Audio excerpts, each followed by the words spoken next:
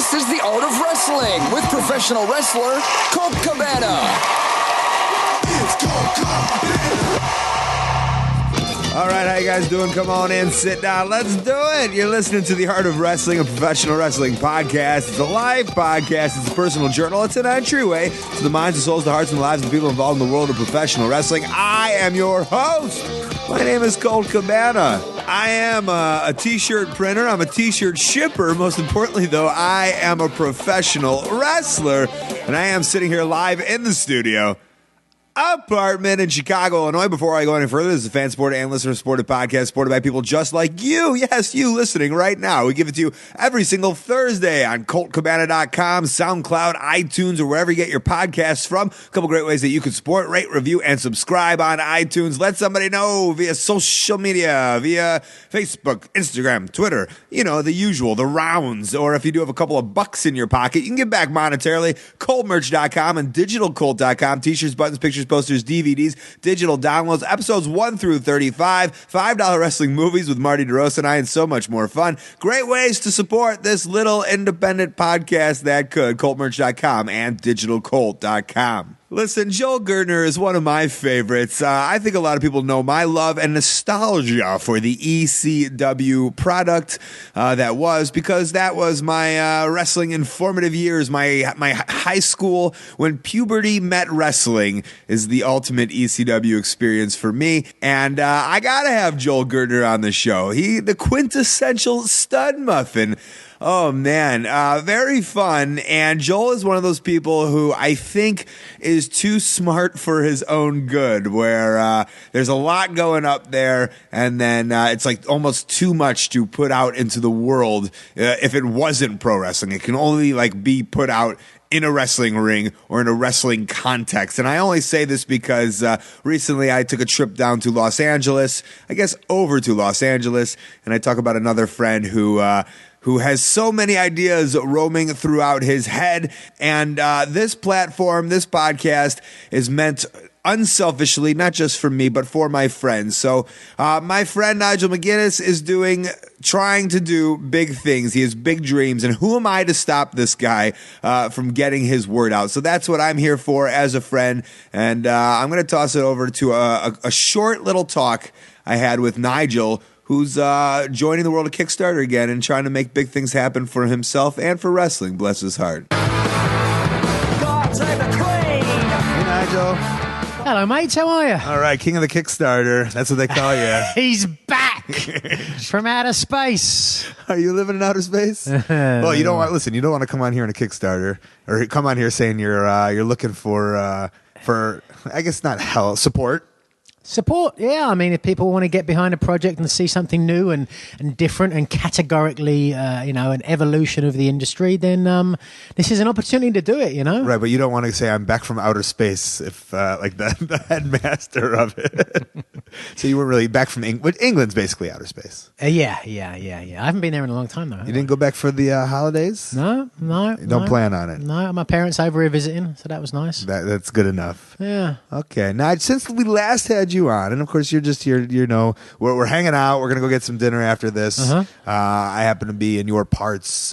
You originally kind of started the Kickstarter campaign for your documentary, The Last of McGinnis, which was I'd like to think very successful for you. I think a resounding success. I mean, I got $32,000 in 3 days, and which I think gave faith in the idea of wrestlers using Kickstarter, because some people have used it for the bad, but I used it for the good, and I did it, and I finished it, and I gave it to the world, and it's still out there. You can buy it, obviously. Right, yeah. So, and time has passed now. It's been, like, two and a half years? 2.5 years now since that was done, yeah. Yeah, and you're doing okay? Yeah, not bad, I mean, flogged a few off my website. I'm trying to get up on Netflix. I went to a film festival in Texas this year as well. Did you go down with it?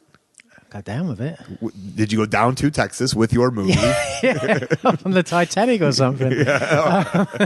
The end of my career. Yes. I went over there and we had a good time. We showed it off, and I went around Austin. I mean, it didn't turn into anything, but I'm pursuing a few leads to get up on Netflix. I mean, that's the place where movies go to die. You just put it up there, and then everybody who wants to see it can see it, and it's has its own sort of place in the cultural zeitgeist, so to speak. Ooh, and you know all these big words now. now, and not wrestling. I mean, that was against the end, the last of my Guinness, your Guinness, my Guinness, McGinnis. But you're doing stuff with ROH, and you're still around, and you feel okay about that? Yeah. You know, I mean, I'm pretty happy. I've been working, doing some editing for a local TV show called The Carbonaro Effect. It's on True TV. It's a hidden camera magic TV show that pays the bills, and it gives me opportunity to pursue other projects as well. And so now you're here to. This is a big one for you. This is a big one. It's been, I mean, a year of me working on it behind the scenes, probably even longer thinking about it. You know, like because I mean, I talk to so many people about. You know, people saying, oh, what's wrong with the mainstream professional wrestling product? But so I never really heard a clear and concise idea of what to do, you know? And so that's what I've kind of done. Well, there is especially nowadays of like, just even recently, you know, let's say there was, I mean, I see Lucha Underground, and then there was Lucha Libre USA. Maybe it's all, is this a Lucha show? Maybe that's the only way. It is not. It is not. But I mean, that's the closest thing to it, I think. I mean, I haven't watched that show on the RA network, but from what I hear, it's kind of similar to that, except they're just using the Lucha style, and it's heavily wrestling. To go with your vision. Yeah. Because it's easy as wrestlers. We've all sat in locker rooms and we've all said, if we were in charge, if we had the money, if we had the proper, I guess, outlet to do it, we could. But then we're all like, no, we can't because we're all broke and we're fucking wrestlers, right? So this is like an opportunity for, I guess, we. And essentially, it's you. Yeah. I mean, we as the wrestlers, and also we as the fans, because, you know, a lot of times it's easy to sort of complain online and say, this is what I don't like. But now here's an opportunity to get behind something which is categorically different and can try and hopefully evolve it in all those sort of directions. You know, it's not about the next big thing and we're going to be competition. It's not about that at all. It's just showing what is capable within the genre. I mean, I'll pretend like I knew what you just said. Wait, so break that down to even the stupider man like myself. It's a 6-episode TV series, basically. Okay. So it's closer to a TV show than a stereotypical professional wrestling promotion. But it's taking everything I've learned over the last 10 or 12 years in the ring and behind the scenes and sort of evolving it based on what does big numbers in the entertainment world today. Like if you look at high-concept scripted shows like Breaking Bad and stuff like that, there's no reason why wrestling can't exist in that sort of genre as well. And then the in-ring style can evolve as well from its pro wrestling roots, but closer to what people know a realistic professional fight looks like nowadays because of MMA. But if it was just going to be just scripted MMA, then obviously that wouldn't be pro wrestling. So I've found a way, hopefully, to find sort of a happy medium between the two. I've got a 6-episode series, all the scripts written, and pretty much all we need now is just the money to make this into a reality. That's a lot of money. It is a lot of money. There's no doubt about like, it's it. even scary to say it on here. Like it sounds like it sounds crazy. $370,000 is a huge amount of money. But when you think to yourself, when you watch Monday Night Raw, one episode of that costs $400,000. That's an hour of TV. What do you mean it costs that? That's what it costs to make 1 hour of Monday Night Raw. Yeah, but John Cena's getting like $380,000 of that.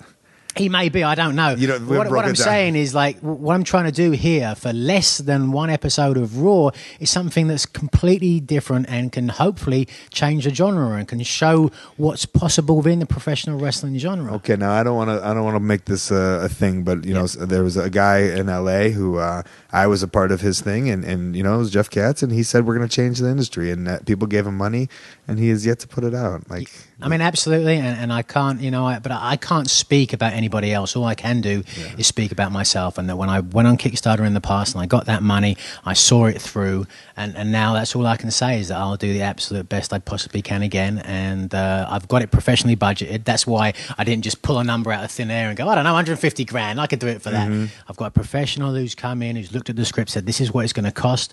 This is what I'm not going to do it for free. You know what I mean? Like, I'm not going to ask guys to be on this show for free or hope that someone's going to show up and actually shoot this for free. Things cost money, you know, and this is what it's going to cost, minimum, bare bones, to make this into a reality. And I'm excited about it, you know. I mean, I think it would be a good opportunity for the boys as well to get a decent payday, do something different. And it's a numbers game, so it's about, you know, right? Even if you got a $5, throw a $5 and hopefully you could be a part of something. Absolutely, yeah. I mean, there's loads of different rewards on there and just a $5. And even if you can't afford, just, you know, like, put the word out there. Tell I'm going to be somebody. plugging it like a prostitute on social media. So just tell the word about it. I just think there's definitely there's space for it in the market, you know.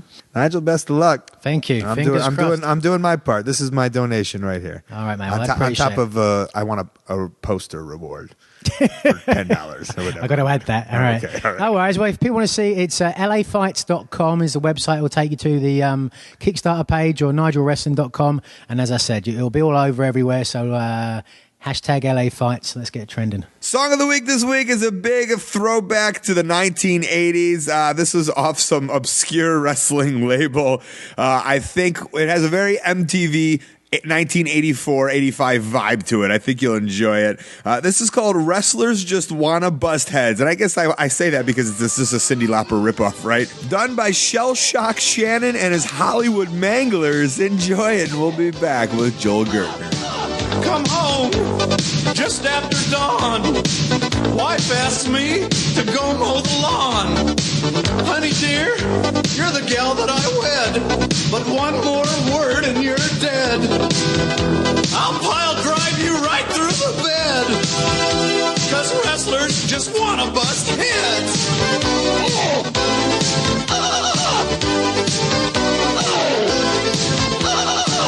Father calls, says what's become of his son? A professional wrestler, just a no-good bum. I said, dear Dad, take back what you said, or I'll take you round to the shed and beat you till you're blood red.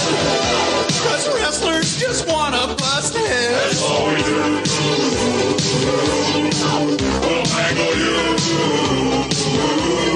Your life is hanging by a thread, 'cause wrestlers just wanna bust heads. You better believe what I said, 'cause wrestlers just wanna bust heads.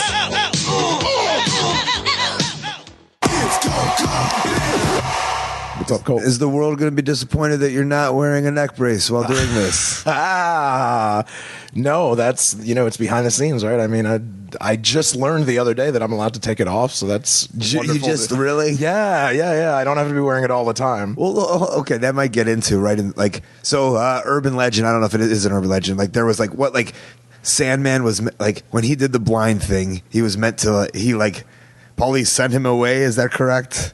I think so. Is that a story that you're familiar with? Not so much because I wasn't working there yet. Okay. But that's the lore. But that's folklore definitely, yeah. Says, so was there at any point where they're like, you're going to have to wear the neck brace to Wawa? It happened. That did happen. Okay. Yeah, that Damage Control were our medics.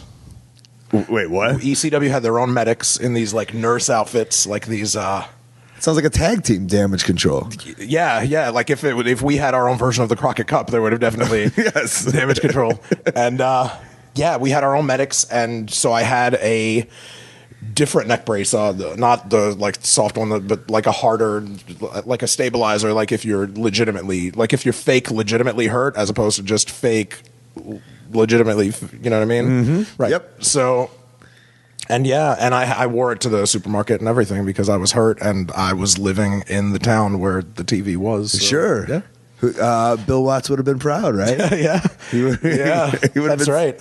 I try to be friendly with everybody. I try to get along with everybody. I treat it like high school because when there's a reunion, it feels like a high school reunion, right? So that's You treated ECW the business. Okay. Everybody. I try to get along with everybody, Right. like I do in life and high school and everything else. So. But it's funny you say. I think you just said you only do that because when there's a reunion. No, I guess yeah. No, but what I meant to say, because thinking about Bill Watts and the philosophy of you can't go out to eat with half of the locker room, Right. That would I'd be like, oh, you know what I mean? Because that half the locker room, then how do I ever go out to eat with them? You know what I mean? want to have dinner with Mikey Whipwreck. right. I can't. Yeah. Oh, well, I'm glad that you're allowed to now. Thank you. Bill Watts wouldn't be happy about it. Right. I guess not. Yeah. I'll be honest. Let's be honest. I was a little upset tonight. Got introduced by the great Joel Gertner. And I could have. And you should be upset because they fly the wrong guy in then. Oh, well, no, I'm talking about there's a Joel Gertner from No, I'm not talking about you. Oh, exactly. Well, you said the great Joel Gertner. So Yeah, obviously, clearly, by definition, you're not talking about me. Right, they flew in the right guy. It was Joel Gertner okay. from Saskatchewan, and he's a legend. Man, I wish I had some rhymes. I wish I had it all. I mean, right? The shtick. Yeah. Did I not get? I'm not like really disappointed. You look like you're taken back. You know what? No, because it. Man, Sorry. No, you know what it is though. It's like I can't take credit for anything because it was so much of a work in progress, and so much of it happened organically that I did my best, and I worked my hardest, and I strove and overachieved and everything else. But at the end of the day, like so much of it just fell into place because if you know that it's not just a cliche, that what we really did was we were the little engine that could. We had no resources. We accentuated everybody's positives, hid everybody's weaknesses. And that's exactly what it was. And it was a constant work in progress. Like first I would wear, a jacket, believe it or not, with a shirt, with a bow tie, doing, ring announce and timekeeping, whatever. First, the shirt went. The shirt went because we were doing in Reading the Bodyslam's arena. So not even before you even say it, I'm assuming it was like just the hottest sweat oven. Yeah. Like indie. Yeah, and that's I mean, I know from indie wrestling world. Although it's funny because you don't when you think of ECW, you don't think indie wrestling. But I mean, they ran those buildings, right? Yeah, all of them. Yeah. And all of the legit ones. Sure. Fair enough. Not that indie wrestling, you know what I mean? But, I mean, we would run anywhere and everywhere that would have us, So you're in a sweat box. You're like, I got to get rid of this shirt. Yeah. Yeah. Yeah. Just, and because because I was heelish anyway, so it wasn't something that I was doing just for my own convenience, but because it was two birds with one stone and it was, kind of the right thing to do anyway. I was like, would it be cool if, and wouldn't it maybe be funny if, and if not, let me know. And so the shirt went first. And then the neck brace was from Total Elimination. Yeah. Obviously, I was wearing a bow tie before I was ever in a neck brace. So why not keep wearing it? Because I'm already not wearing a shirt with the jacket. But for me, and I think it got summed up well that first pay-per-view where it was like a showcase for everybody, and you got to do your how would you describe it? Not necessarily rhymes, but your introductions. Like, how would you describe your introductions?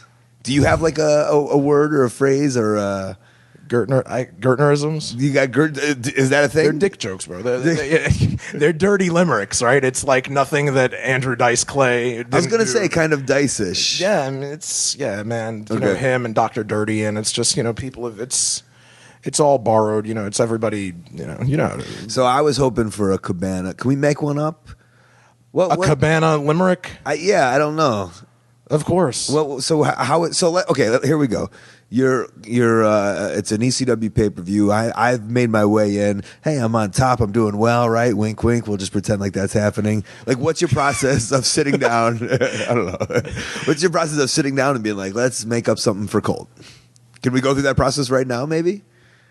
Man, for me, first it's about the words. First, it's about, because I think the word smithery has to come first. That's great. You won't find that in the Scrabble dictionary. You will. I said wordsman once, and this comedian I work with, Brendan Burns, laughed at me so hard. Because apparently wordsman isn't a word. I thought it was. In the same way that I'm with you on wordsmithery. I like it. Okay. Yeah. That would come first, just like kind of rhyming dictionary, like, what rhymes with Colt, what rhymes with Cabana, what rhymes with boom, and then kind of the wrestling psychology. I'd imagine there's a horse cock joke in there somewhere, like Colt. Yes. Right? Yes. So, I mean, can we come up with one? Colt, bolt, jolt, right? Okay. Lava, molt, right? Like. All right. Yeah. Sometimes I go down from A to Z, and just like if I can come up with 5 right there, and I only need 2 out of the 5 or 4 out of the 5. All right. It's a negotiation process between it's a whole Sure, and that's like your homework. That would be your like. No, it's not. And that's why I left school to get into the business, is because I wasn't getting paid to do homework. Okay. So it's not homework if you're getting paid. Well, essentially, that's your job. Yeah. So you left school. I don't know if that's. I don't know how well known that is. I had Prazak on the show, and like I'd like to dig into kind of how I feel you're part of this lasting generation that kind of was this fan, and correct me if I'm wrong. Like there was that group, that prodigy group of like Prazak and Lagana, and I don't know if you were in that, but I know you were in that circle. Yeah, that made its way kind of into the business in a non-wrestling role, and then I don't feel that there's like another group like that anymore. Yeah. Does that make sense? Like that was like a last of a thing. Yeah, last of the Mohicans. Yeah. No, yeah. Absolutely. And it's so many of us that it's one of those things like you don't even want to list, because then you're going to forget 1, 2, 3. You know what I mean? It's such a long list. Over a dozen people, I think, were on that Prodigy forum alone. And then at the same time, when like all of that was in its infancy, there was AOL and there was CompuServe. And then if you didn't have one of those, like if you were a real like internet renegade, like there was Rec Sport Pro Wrestling, RSPW. So there was those were like folders. I thought those were folders on AOL. Maybe not. Or just some kind of on the internet before it was even explained what the internet was. Right. And you found your way into all of that stuff? I did. Yeah. I think my dad had credit card bonus points. Okay. Which I'm a fat boy. So when I get like $100 worth of credit card, like a gift card, I'm going to Ruth's Chris. Personally, right? Because I'm a fat boy. Right now, you're saying? Do you have a rental car? Or no, I don't drive. So no. In your life or back in the day? Both. Okay. Yeah. Now, my dad's not a fat boy. He's, I don't know, he's kind of always, just looking at like, so when he gets whatever gift card, there's this thing called Prodigy. And he's like, so he orders it. And of course, like I stayed on it all, day and night because it was. You found wrestling there. Is that true? That I found it there? Well, kind of like, so, I mean, like the first time I ever got AOL, I put in that disc. I got those 1,200 hours. 9,000, yeah. And the first thing I search for, and I feel a lot of people listening are like this, and I assume you're like this too, is like the first thing I'm looking for is wrestling, anything wrestling. Whereas other kids are, maybe bikes, maybe cars. You know what I'm saying? Like this is our weird niche of like, for when you go to a magazine, I don't know, and again, when you go to the magazine rack, I'm jetting right for that fucking wrestling magazine, right? Yeah, or anything like it. Yeah. You know how some people, they're cynical and they think everything's like a conspiracy, right? Okay. Like some people think everything is a certain thing. I find wrestling in everything, and it annoys a lot of people who like, even some people who like wrestling, but they don't find wrestling in everything. So you find you're a little like obsessed like that, yeah? Obsessed with wrestling. Yeah, that's what I mean. Yeah, okay. Yeah. And so where does it come from? As a kid? I mean, do you believe in numerology? Do I believe in numerology? I don't even know what numerology is. So, I was born on September 20th, 1975, in Brooklyn, New York, right? And so, the Garden, right? And it's just, there's so much. I looked at this book one time. I was at a job, and like we were having like a 1 o'clock like lunch meeting or whatever, and there was this book in the room about like astrology, but instead of breaking it down by the 12 different signs, it went so far as to break down every day of the year. And in that book, it said that September 20th, which was a Saturday, and I was born like in the morning. Wrestling at the time was on Saturday morning. So I knew that much already, that I was born on a Saturday morning, and that's where I found TV wrestling, was the Saturday morning stuff. And I'm looking in this book about September 20th, and it's the day of managers. So now not only was, and like just, life managers? Who knows, right? But again, because I find wrestling in everything, I was like, isn't it weird that, The Grand Wizard. The Grand Wizard. So you're at what age when you read this book? You said you had a job. That was when I was at work. How did I find wrestling? I was watching game shows, like OD watching game shows, like all, like, you know what I mean? Like the highlight of having a snow day or a sick day or anything. What are you into? No whammies? Of course. Yeah. You too? Press your luck. Yeah. Did you ever see the story about the guy who... The ice cream truck driver who memorized the whole board? Unbelievable, right? Unbelievable. Then. Now, totally doable, because now, you know, if you have an iPhone and you want to, you know, be like a... they have an app for that? To memorize the no whammy button? We're already robots. You know what I mean? Like, we can't... I also like the one where... and you tell me what it is, where it's like different pictures and then you say it together. Concentration? Concentration. Yeah, little rebuses or something. I liked concentration so much, I went to camp they had. The content. Oh, sorry. The Scotty Goldman joke. Oh my gosh! But you can, you know. I could do it. Yeah, I could do it. It's our thing. So you're obsessed with game shows, and you find the wrestling on television. A buddy of mine who I went to summer camp with, day camp. Not to be confused with concentration. Right. The kind of camp, you know, every day you go home and come. Mm-hmm. So, and we wound up going to school too. So, like, I knew him from, like, I don't know, like, first grade on. I mean, from, like, 6 on. He was into wrestling, and he told me he knew that I liked watching cool shit on TV. Even though we were young kids, we talked about, can you believe, you know, like everybody. He was a big Roddy Piper fan. And he was like, you have to, like, next time you come over, we're going to watch Piper's Pit. And that was it. So I'm really good with, I have this kind of memory where, like, long term, certain things, like I remember, like, dates, so I'm real good with celebrating, like, anniversaries of it, that kind of thing.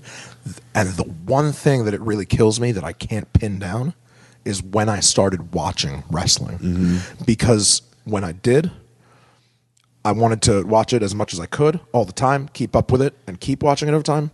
But for everything that I was for however much I was watching as it was happening, I would also go back because Coliseum Video had started right around that time or so.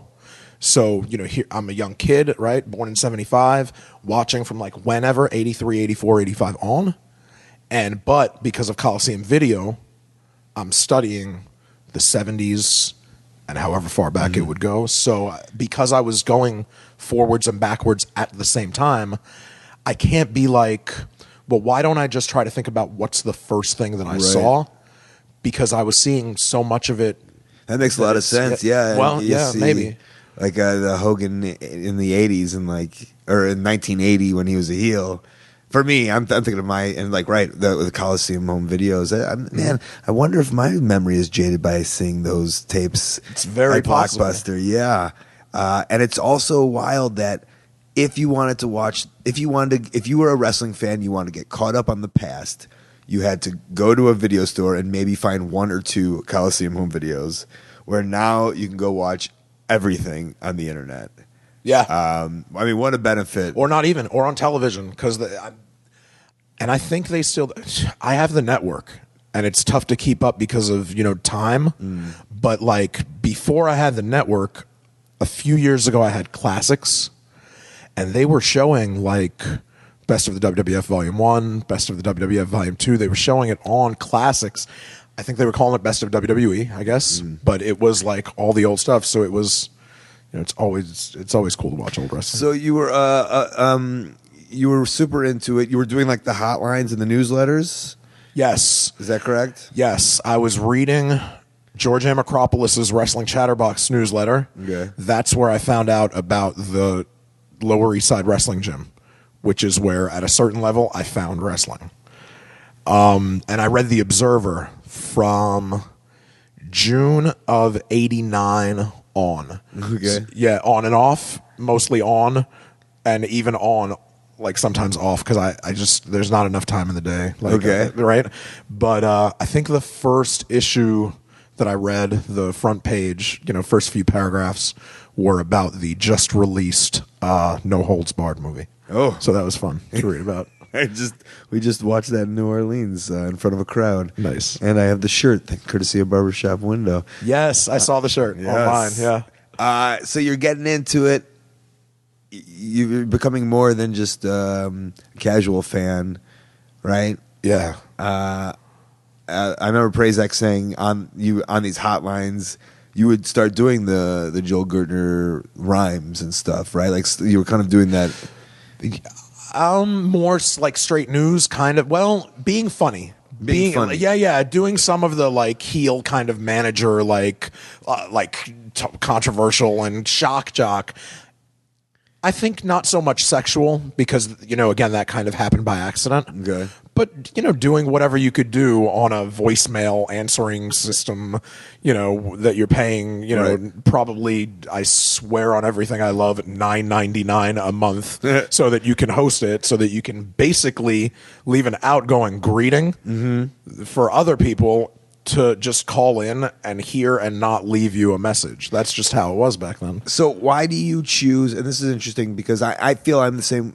I'm this way. Why do you choose humor to be your outlet? Whereas I assume a lot of these guys are doing the straight hotlines, not to be confused with gay hotline. No, it's just you're right. They're the straight men or whatever, and it seems like from and so this is kind of long, but it seems like. I tried to be like a regular wrestler, but just like my natural, I had to be just a goofball in the ring. Like I just had to do it. So obviously it came out, and then it came out in your wrestling persona, and then it made you this thing that you became and are. Do you like? Is there a pinpoint of comedy or why comedy is in your shtick? Right? Is your natural move to go to comedy? Yeah. I mean, I think so. Yeah. To make people laugh. There's no, I don't know. Laughter is the best medicine, right? So do you feel in a way, because you are Jewish, right? Yes. I kind of feel there's it's like in our genes a little bit. That Mel Brooks, that culture. I don't know. Has that ever rang on you? I think so. Yeah. Are your parents funny? In their own way. Yeah.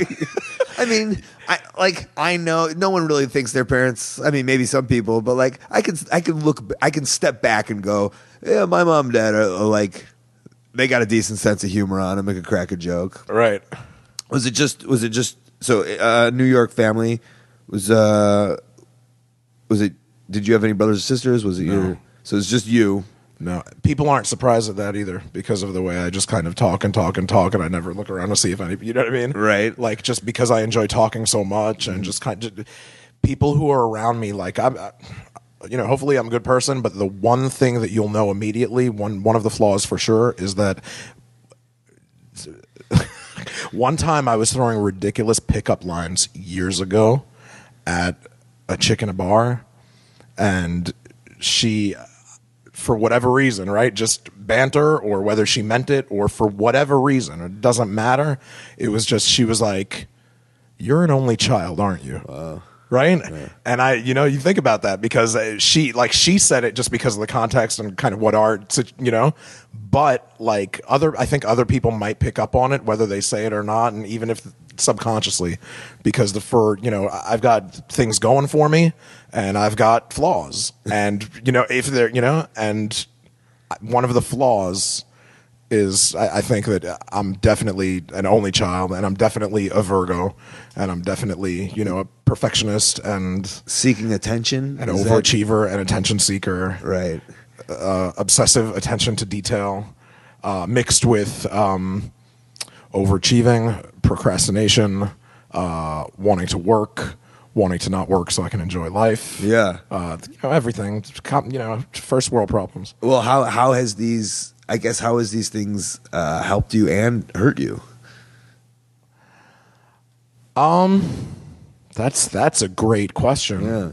Oh, you've been doing a podcast for a while. It's a really good question. Well, I get the help because I'm not in your shoes, but you obviously took these things and made yourself a major player in ECW, you know, right? Yeah. I appreciate, by the way, thank you for, I think it definitely helped more than it hurt. Okay. You just have to know, like, you have to be self-aware, you know, like, for whatever my flaws are, Yeah. and for however many of them that there are, the most important thing is, out of any of that, you have to be self-aware and know what they are, and know how to, you know, try to, you know, make silver linings out of clouds and try to make sunny days out of rainy days. So, and, so you've caught yourself. Have you caught yourself and then tried to fix something? I just, like everything else, things that pertain to me or anything, or personal, professional, or anything, for me, I'm always thinking of ways to, like, you know, you just want everything to turn out as best as it possibly can. Okay. So why not? I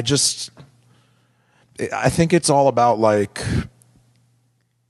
there's a lot of data mining, right? Like, it's been an information age for a long time, a lot longer than anybody thinks.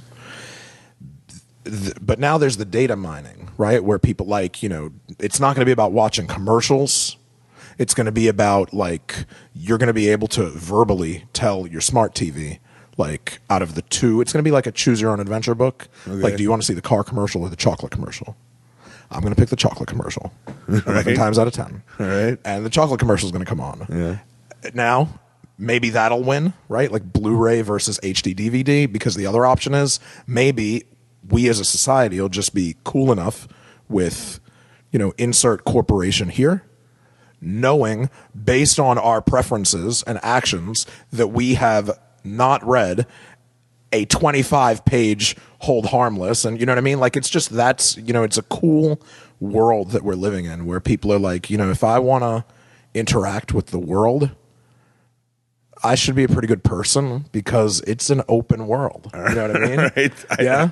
Maybe. So back to data mining. Okay. Information. Yeah. There's no value in information, because, like, there's, you know what I mean? Pure information. I mean, I'll disagree with that. No, but you know, because you're, God damn it, you are intelligent Jew. Thank you very much. Right? You can't trade. You can't take information to the bank and trade them for money. Is what you're saying? Yes, and a couple of other things. Okay, I don't know where any of this is going. Information is worthless if you don't handle it the right way, and if you don't know what you might be able to do with it. Right? Okay. So the key is take data. The kid from the Goonies? Why not? Okay. It's good enough for you, then yeah. All right. Take data, mine it like you mine gold or anything else, turn it into information, which is at a higher level, right, than data.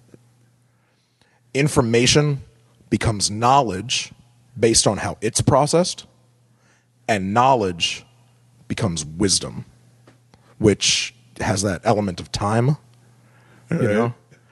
Like, that guy's wise beyond his years is always a good thing, but it's not always good to be smart. That guy's a smart ass. That guy's a smart aleck. That guy's too smart for his own good. You right now. I know. I would rather be wise beyond my years, in a way, except that... Did you get high grades in school? In the subjects that I liked. Okay. Yeah. Man, you're so intriguing. I'm not, like, I think that's funny, but I was just a ring announcer. We just did this show tonight. Yeah. And that's the blessing, is that to hear you say that I'm intriguing after, like, tonight you worked, and you know what I mean? One of the two guys wrestling in the main event. I was here professionally being the biggest mark in the room on every level. So, you know, to hear that from you, an hour and a half after that just happened is pretty cool. That's what I do. This is what you do. You're the guest. So let me ask you this, and this might be weird, not weird. ECW folds, right? You got a job? Have you worked? I mean, I know you do. Like, Depends how you measure. I don't know. What's work? I don't. If you like what you do, you're never working a day in your life, right? Yeah. Are you paying bills Yeah. through just wrestling stuff? Is there a Through side- whatever's clever. Yeah, I feel like you're a guy who's just like grabbing weird odd jobs and not even. I don't want to say like odd cons, but like wherever you can get it. Am I incorrect in saying that? Jack off of all trades, and a master of just kind of, if you can't do things well, and if you can't do them at all, just Like, you're not going to be a 9 to 5 guy. Tell me about it. Some people quit smoking cigarettes, Okay. then they start again. They quit. They have trouble, because they're chemically dependent. It's for whatever reason, right? Me, my cyclical nature when it comes to work is that because I find a lot of different things interesting, and I like a good challenge, so I don't let not knowing about something yet stand in the way of what I think might be a good opportunity. And what it leads to is that conundrum of there's only 24 hours in the day. You should sleep however many of those that you can that they say is right. Well, I like to go for as many. Right? I challenge myself every day. Tell me some jobs like post ECW that you've tried. Wow. Real estate? Yeah. Yeah. Got into stand-up comedy. Got out of it pretty much fully for like 10 years. Okay. And now starting to get back in that again. Okay.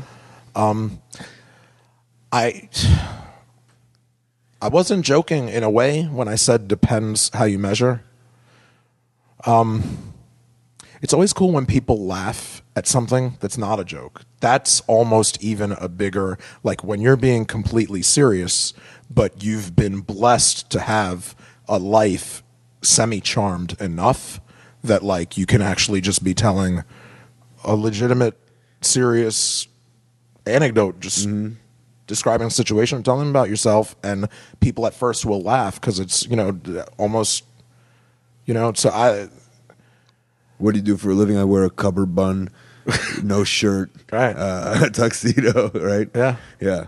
But yeah, real estate. When I was saying about depends how you measure and why that's serious is because like I've done voiceover work because before ECW, when I was up at school, I worked at a radio station. And I have a degree in TV radio that I got after I went back that was the second time around after ECW. That's what I got my degree in at a different school. So I've done all different kinds of like radio and stuff and voice work away from wrestling. But because sometimes you forget, sometimes you're not refined, not everything is as much that it's like riding a bicycle. Sometimes if you don't use it, you lose it. And things change. Like editing. Like I've learned and forgotten finally enough different kinds of editing to know that for me the smart move is to probably never do it again. What were you editing? Video? Reel to reel. Okay. Audio reel to reel. Yeah. For what? Like What kind of projects? 1970s. What kind of projects? Well, there was this radio station in Ithaca called WVBR-FM. And it was a rock station. It wasn't an on-campus station. It was off-campus. It was the town's NBC News radio affiliate. So, I was sports director there and doing some production. And this is while you were in college the first time? Yeah. So let's get in because I want to hit some EC because I'm a huge ECW fan. I was a huge fan of yours, still am. Thank you. Yeah, and so you quit college. How did you finally go from a guy on Prodigy, a guy on RSP boards or whatever, to get into to become a guy in ECW? Yeah. and not a wrestler, because that's got to be the hardest, right? Like to not be a wrestler and to get into this company. Yeah. Yeah. Gosh, ECW started running Middletown, New York. And I don't know, I was watching it. I was a fan. Up at school we had MSG Network. So I was kind of staying. I went to a couple of shows before I started working there. And they ran Middletown. The first time they ran it, I didn't go, and I wasn't working there. But I found out about one show, the Sportland Cafe show, and I was at the ECW Arena show, 1 or 2 ECW Arena shows before it. So a handful of weeks before the show. And I said, I've been doing this for 4 years. Doing what? Just working, independent shows. So you were doing like indie stuff? Yeah. As a manager? As whatever. Anything. Yeah. Anyway. Yeah. Yep. And then I just said, it's time. So I said, I just kind of, that Stuart Smalley and everybody just kind of kicks in, and it was like, what are you waiting? You know what I mean? So what's your move? So you go up to Paulie and say, I want a job? Yes. Okay. Yeah. Take me through that. Like you see him, he's probably working, he's busy, he don't want to be annoyed. Right. And you just like everything else, we're both New Yorkers, I guess. Okay. And, I would listen to John Arezzi's radio show out of Long Island. And he was a regular, frequent guest on there. And I told him that, that it was an honor to meet him, that I admired him and I was a big fan of his work, and it was an influence on the stuff that I was doing. And, and that's, I think I just kind of, I made a connection, I guess, in that, the same way, the businesses all like pay it forward and give without expectation of getting. And so he's obviously had scores of people, hundreds of people, maybe thousands of people help him. Mm-hmm. He's helped at least as many people, I'm sure. And that kind of thing. I guess there was a connection that was made. So what's he say? He says, come tomorrow? Come to the next show? Be there by 6. Was it? Yeah, I said, you're doing Sportland Cafe in Middletown. And I just, I go to school at Cornell. Middletown's not too far away. It was. It was, not that it was too far, but it wasn't close. But I could see him when you say I'm going to Cornell, an Ivy League school, right? Yeah. Yeah, right there, I could see him being like, ooh, we got a smart guy here, right? But again, like smarts. But Cornell is a thing that like sparks people's interest. Me alone, like just me is like, fuck. You're not just a bum, or even like as we think about it, quote unquote, like some kid on the internet in his basement. You're a guy who goes to Cornell. Like that's an asset in this superficial world that we live in. How's that? Is that all right? Maybe. Yeah. Maybe. I don't know. Okay. I don't know. So he says show up at 6 the next day. You show up. For Middletown, yeah, I told him, I said, and I ring announce, and I know that your ring announcers and timekeeper, they're in Philly, and I don't know if they're making the drive to Middletown or not. If they're not, I'd love to have an opportunity to come down and, be the ring announcer, that kind of thing. Okay. And you don't go right to TV, right? How long of a gap is you do go right to TV? I think that yeah, and now but now with the network, it's all right. Like first show that I ever went to, first live wrestling show I ever went to was January of '86 at the Garden, Hogan versus Savage. Yeah, they're on the outside. Hogan's about to hit Savage. Savage pulls Elizabeth in front of him. Right, so they wind up coming back the next month in February. It wasn't for it was for the one-off TV, the live on the MSG network. Mm-hmm. But if you missed it then, even if you're not catching that version of it, like it was on Coliseum Video and it's in documentaries and DVD sets and everything else. So it's all TV. And when you sign, content is king. And even in the ECW age, number one, things were technologically advanced enough. And number two, we knew what to do with cyberspace that, you know, content's king, and in all of the contracts it says, you know, that when you put product and content together, it's forever, in perpetuity, like not just in any medium that exists now, but like once there are, you know, once you can see it on the inside of your eyelids because of the chip in your head, or once there's the holograph wrestling or whatever else, you know what I mean? Or this robot that they have now who's like 6'2", 330, and he can do the Danielson crane kick, and he can shake off a 25-pound bag of dust being thrown at his knee. And I mean, if he's not like in Tampa, or you know what I mean, like if he's not being trained right now, Orlando, you know. Sure. Living in Tampa. So I mean, he's got to be somewhere. Yeah. Why not, right? Robot wrestling. You know? I think Jericho hosted that show, to be honest. Right? He certainly invented it. Right, fair enough. He might not have hosted it. It might have, but he definitely invented it. Yeah. So fuck you. I mean, you get thrown the wolves, you put on there, and then you just become part of it, and then all of a sudden you start developing this character, right? Very slowly, like over time, like just what worked last week. Yeah, so let's do that again. And quit Cornell. You're like, I'm jumping full time. It was mutual. But I mean, you know, again, like I mean, it's action reaction. I mean, you know, yeah. I mean, and so what are your jobs? Are you behind the scenes stuff too? With TNN, there was production stuff in the studio. But at that point, you're in deep and you're a character. Like I'm saying, like, as you're trying to earn your keep on this team enough to mutually stop going to an Ivy League school.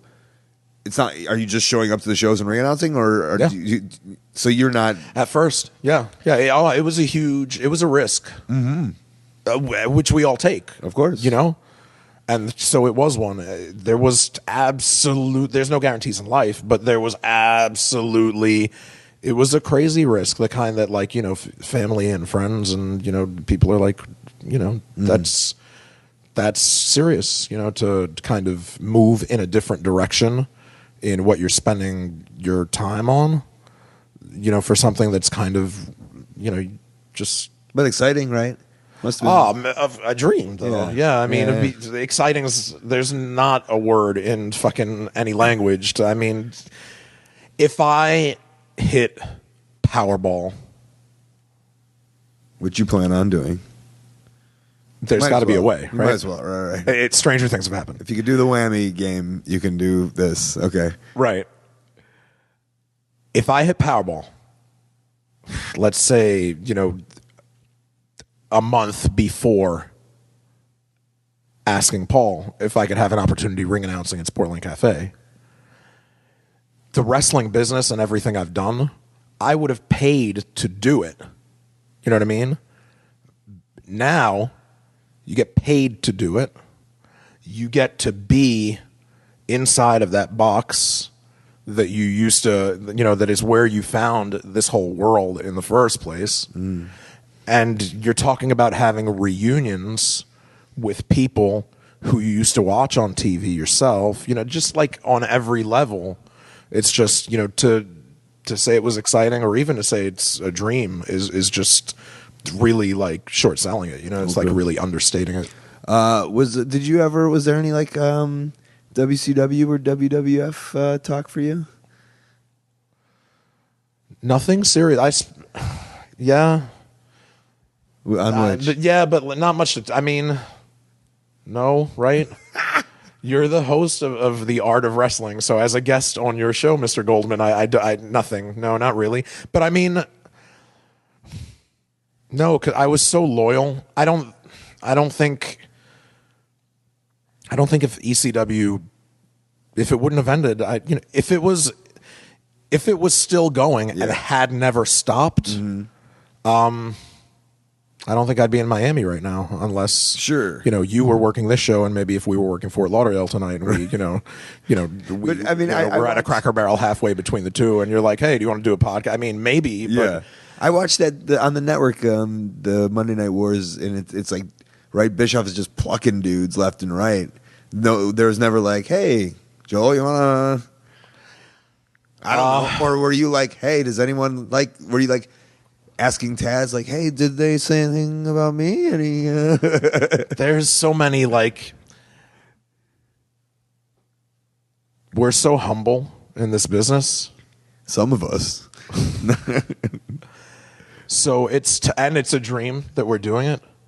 So it's tough to, right? Because you never know. You might get certain information, and if it's just, if it's a joke or a rib or whatever, just somebody, being nice enough to have some fun with you, but you don't want to assume that it's Right. It's nice to be wanted. It's nice to be wanted, and it's nice to be humble.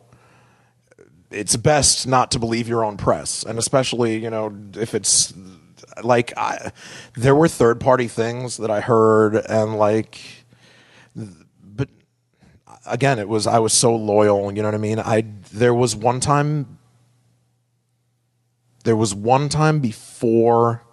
For me, the biggest shift in ECW, not to say that there were only 2 chapters, because that's a lie, because again, it was like, it wasn't that way. But there was me with the Dudleys and the lead up to it and everything. And then in 1999, a lot of different things happened at the same time. The Dudleys went to WWF. We got TNN.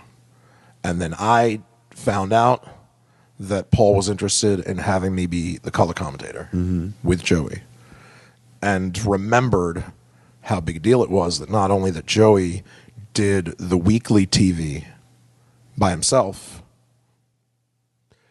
but then also that when he did the pay-per-view by himself, how big a deal it was. So the fact that Paul, who was picked by WCW when he was young to be a color guy, and he worked with Rick Rude, and now he's given me the opportunity to work with Rick Rude in his company on his television, doing point counterpoint, where we're like protagonist, antagonist, and kind of, I wouldn't say on equal keel, but whatever, right? And Paul, Quintessential Stud Muffin was an homage to when he managed Austin Idol, and Austin Idol was Universal Heartthrob. Oh, get out of here. So Quintessential Stud Muffin. So now, it's like there was so much loyalty and so many different things were happening. So when I found out that there was interest in me hosting, that I would be able to host the TNN show. Yeah. And that was kind of at around the time that I was negotiating for my first contract. Because up until then it had been, an agreement and per night and a handshake and, weekly, whatever. But it wasn't on paper and it wasn't a contract. And it wasn't, because when a company's willing to invest in you and say, you know what I mean? Like the stuff that's in the contract is so like... You signed a contract? I did.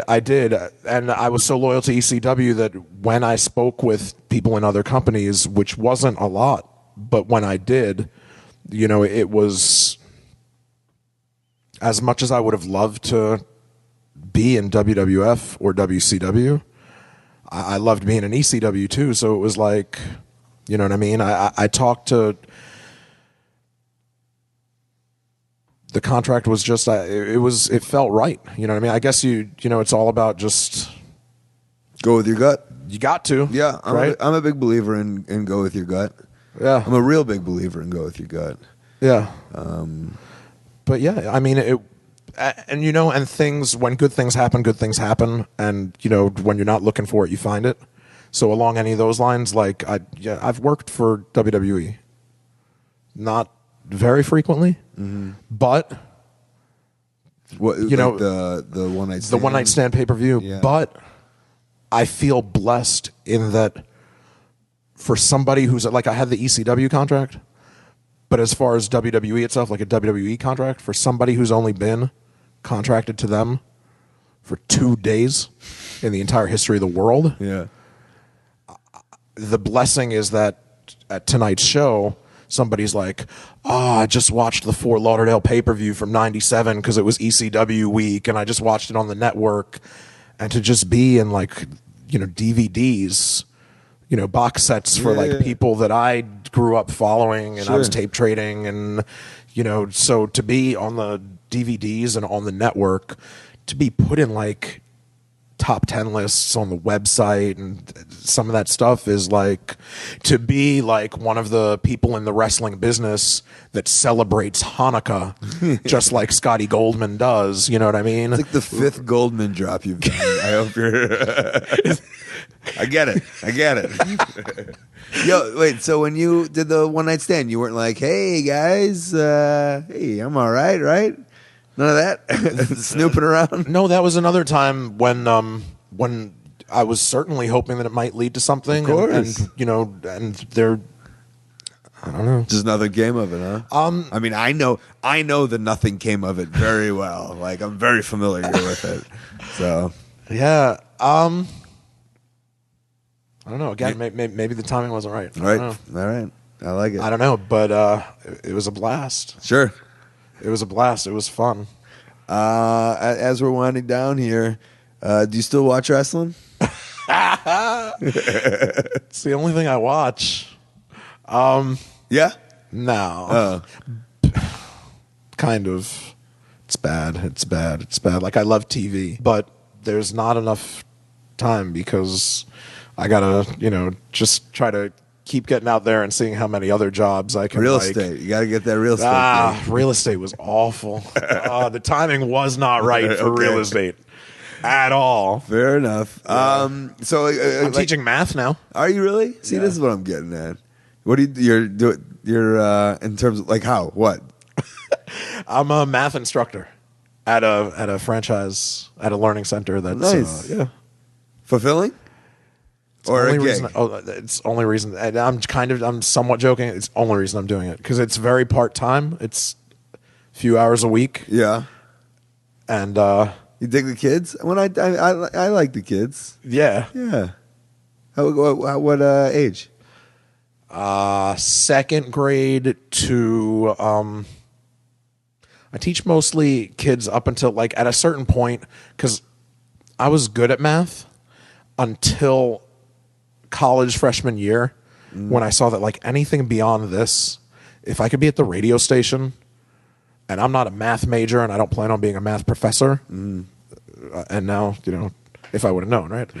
But when math seemed like the juice wasn't worth the squeeze anymore, like based on the kind of time value of time. And I guess the irony is mathematically, I probably did a little internal cost benefit analysis and said math, you're okay with math enough to high school is like, pretty much. There's some stuff I just either I forgot it and I can relearn it if I like jump on Google and go to like there's a site I think like coolmath.com and it's like a little nobody PowerPoint. Remembers. Not only does anybody not remember anything, I don't remember anything from high school. I don't remember one fucking thing from any subject. That's just how it works. So like I don't think you're alone in this. Yeah. I think it's about wiring your brain just to be able to. But as far as the actual facts themselves, I think it's all kind of philosophical and like logical and reasoning. But I don't think the actual information, if you're not going to be using it in what you do with your life, you don't really. It's a different kind of trivia. Trivial. I like it. Yeah. But you are still on the scene. So you announced today you're announcing and managing. I'm seeing you now in FWE in New York. Hopefully, you see more. Yeah. So as we get out of here, like social media and stuff. You're on social media. Yeah. Way too much, which is why I'm not watching enough TV and watching too much wrestling and everything. Yeah. What's your handles? Forget Facebook. I don't, because they have their deal where they don't expect reasonable human beings to have more than 5,000 friends, some of whom they have met and many of whom they haven't. They cut it off there. Okay. So it's like, All right, what's your Twitter? Yeah, Twitter's MXW Wrestling. That spells Joel Gertner in a different... that was one of my jobs. Okay. Yeah, kind of. Right. It's some of the most... It's overbooked at times. It's ahead of its time. This at times, is your promotion. In a good way or in a bad way. Or is this your wrestling promotion? Yeah. Is it still going? It's on hold. People, it's on hiatus. Okay. Yeah, selling DVDs online, really, really good stuff. You know, kind of a compatriot, kind of a contemporary back in like 04, 06, like the mid 2000s with Chikara, ROH, everything that was good then. I was just whoever I enjoyed their work and was a mark for, I reached out to, and there were a lot of people who probably I could have, should have, wanted to, and you know what I mean. But the people who were on the show were there because I said to myself, if I were running a wrestling company, who would I want to be there? If I were in the crowd, not running this wrestling company, you know what I mean? I just thought about it from because you have to. You can't. You think you're ready to promote, and that's what you should never promote wrestling if you don't think you want to do it or you're ready for it. When you think you're ready for it, you're not ready. You're still not ready for it. You're not. And especially me, I wanted it to be good. Yeah. It was a learning process for you. Yeah, and the funding, you know what I mean? Like, of course. You know. A lot of math classes to fund. Math wasn't the answer. You know what I mean? It was like a chicken salad kind of thing, where like you want to make chicken salad and you just don't have all the ingredients for chicken salad because, there were no sponsors, there were no investors, it was a true labor of love, and it was completely self-funded, and there was no Kickstarter, GoFundMe. Now, GoFundMe was come to the show, buy a ticket, and I'll try to give you an interesting product. That's Vince.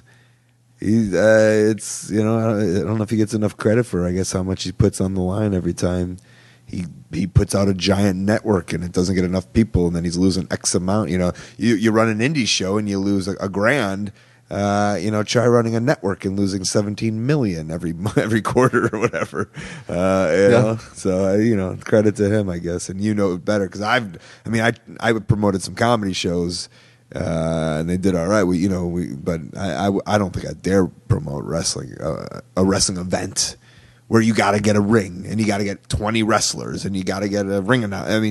It adds up. Yeah, I don't. Yeah, I kind of know. I think we did 10 events. That's 10 more than I've done. It was so much fun. It's just, the stories like case in point. Joey Bricco. He's here in South Florida. He's working for Ronan. He was on the MXW shows.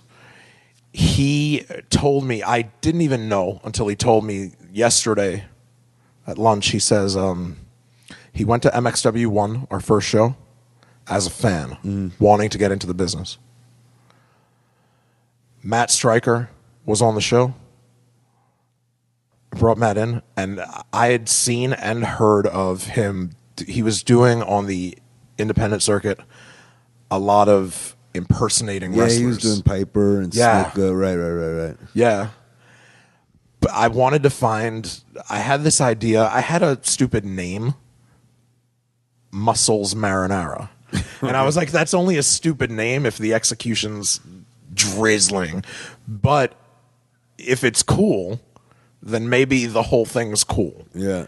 And I kind of had a vibe that at the time Matt Stryker would be the right guy for it. Yeah. And he was crazy. He wrestled Italian for you pizza chef. as Muscles Marinara? First, last, and only. And that was the same show. Another thing that came up like in this last week is that Zack Ryder was training under Mikey Whipwreck. Yeah. And he was 19. And he was a ref on that same show on XW1. Really? And yeah, he's like first, last, and only. Oh, I think he did. Either he sent me a personal picture or he maybe put it on his Instagram. Him as a ref, right? Yeah. On your show. That's wonderful. Yeah. Him and Muscles Marinara. Stuff like that. Yeah. Well, cool, man. I'll see you on the scene, right? For sure. All right. Thanks for doing this, bud. Thank you, Colt. I appreciate it, man. Yeah, for Fun. sure. All right, there he is, Joel Gertner on the show. Good to have him on. He sat there with the neck brace and the bow tie the whole time, right? I can say that. You don't know. Actually, you'll look on the picture I put on Instagram and know that I am lying.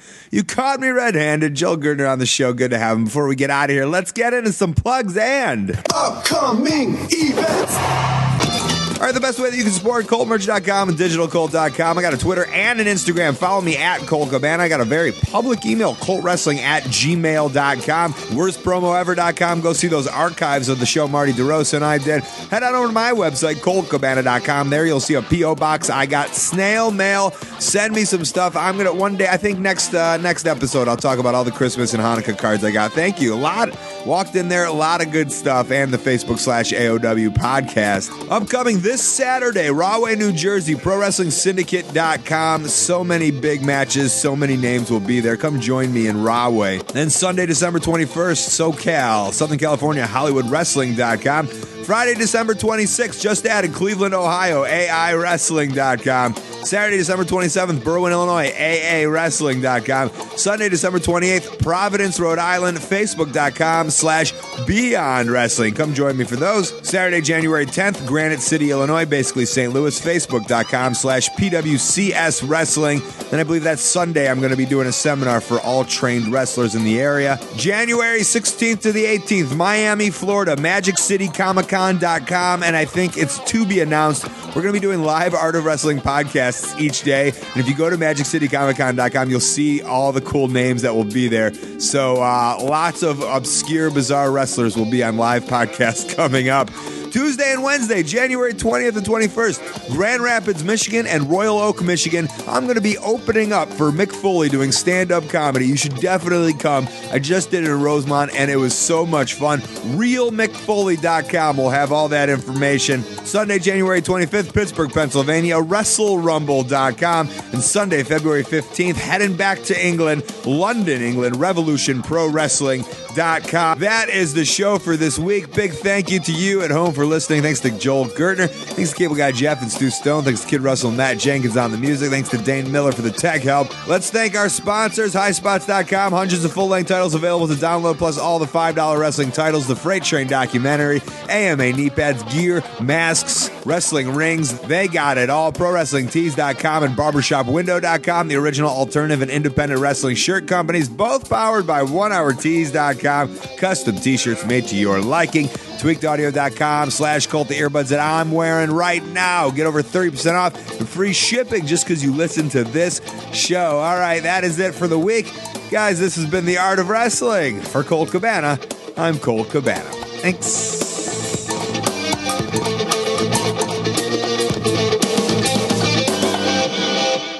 Cheers, mate. Thanks. Cheers. Cheers.